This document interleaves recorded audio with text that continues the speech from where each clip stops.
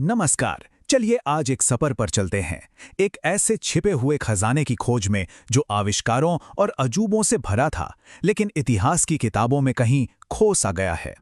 तो एक सवाल से शुरू करते हैं। जरा सोचिए, दुनिया की सबसे पहली, कह सकते हैं, सिलिकॉन वैली जहां नई नई चीजें बनती थी, वो कहां होगी?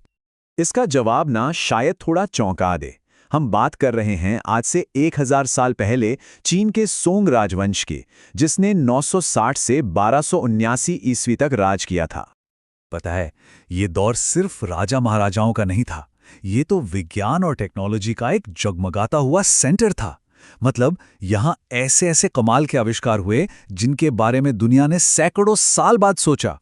तो चलिए इस कमाल की कहानी में थोड़ा और अंदर चलते हैं और मिलते हैं इस कहानी के असली हीरो से, जो अपने समय के लियोनार्डो द विंची जैसे थे।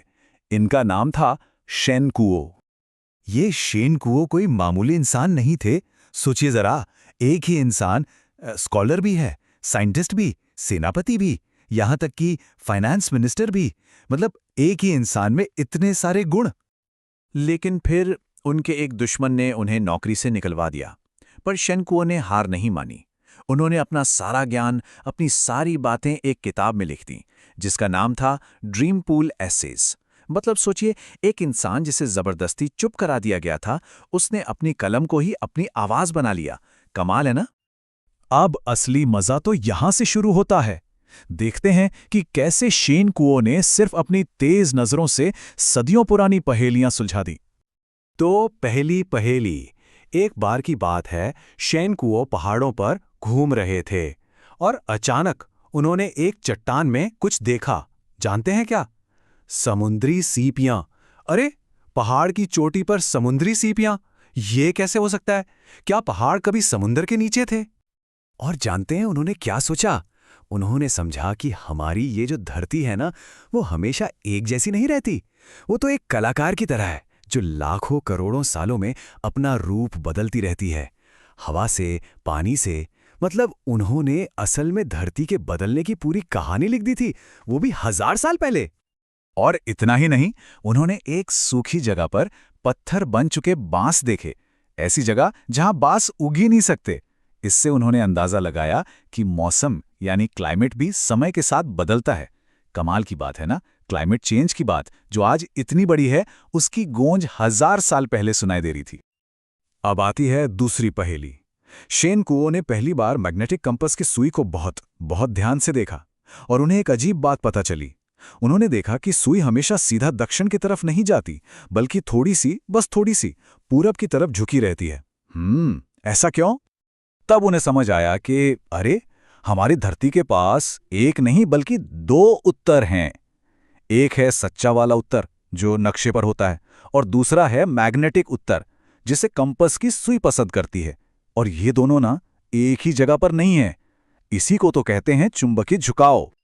और पता है, वो इतिहास के पहले इंसान थे जिन्होंने इस राज को दुनिया के सामने खोला। ये कोई छोटी मोटी खोज नहीं थी। इसने तो समुद्री यात्रा को हमेशा हमेशा के लिए बदल दिया। अब जहाज भटकते नहीं थे, वो ज्यादा सही रास्ते पर चल सकते थे। लेकिन कहानी सिर्फ शेन कुओ की नहीं है। उनकी ये बुद्धिमानी तो बस एक शुरुआत थी। असल में पूरे सोंग राजवंश में आविष्कारों की जैसे एक लहर चल रही थी। तो उस जमाने में ज्ञान कैसे फैलाया जाए, इस मुश्किल को हल किया बी शेंग नाम के एक आम कारीगर ने। उन्होंने बनाया मूवेबल टाइप प्रिंटिंग। इसे समझिए आज के कीबोर्ड जैसा, पर मिट्टी के अक्षरों से बना हुआ। अब ज्ञान सिर्फ कुछ किताबों में बंद नहीं रहा, बल्कि पंख लगाकर हर तरफ उड़ने लगा। और जब देश की अर्थव्यवस्था बढ़ने लगी, तो उसे संभालने के लिए भी एक नया आइडिया आया।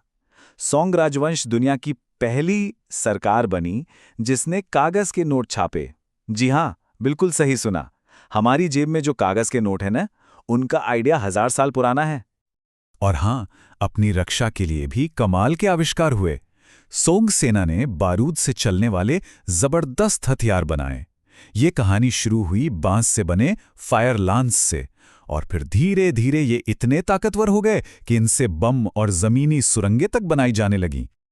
अब सामान को एक जगह से दूसरी जगह कैसे ले जाएं, इस मुश्किल को हल किया एक इंजीनियर ने जिनका नाम था कियाओ वेयू।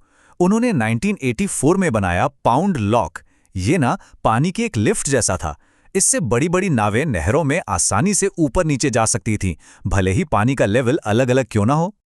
तो अब समझ में आ रहा है, ये सब सिर्फ पुराने जमाने के कोई खिलौने या गैजेट नहीं थे। ये तो वो छोटी छोटी चिंगारियां थी जिन्होंने दुनिया को बदलने वाली एक बड़ी आग जलाई। कंपास की ही बात कर लेते हैं। असली उत्तर का वो राज जिसे शेन कुओ ने 11वीं सदी में लिखा था, वो धीरे धीरे चीन से होता हुआ मिडिल ईस्ट पहुंचा और फिर यूरोप। और सदियों बाद इसी छोटे से आविष्कार ने खोज के एक पूरे नए युग को जन्म दिया। तो जरा सोचिए, कैसे चीन के 1000 साल पुराने आविष्कार ने यूरोपीय खोजकर्ताओं को एक नई दुनिया तक पहुंचने का रास्ता दिखाया। एक छोटी सी सुई ने दुनिया को कितना छोटा बना दिया और हम सबको एक दूसरे से जोड़ दिया। ये सब हमें सोचने पर मजबूर करता है ना, कि इतिहास के पन्नों में और न जाने कितने ऐसे राज, कितनी ऐसी कहानियां दबी हुई हैं जो बस हमारे उन्हें खोजने का इंतजार कर रही हैं। क्या पता दुनिया को बदलने वाला अगला बड़ा आइडिया अतीत में ही कहीं छिपा हो।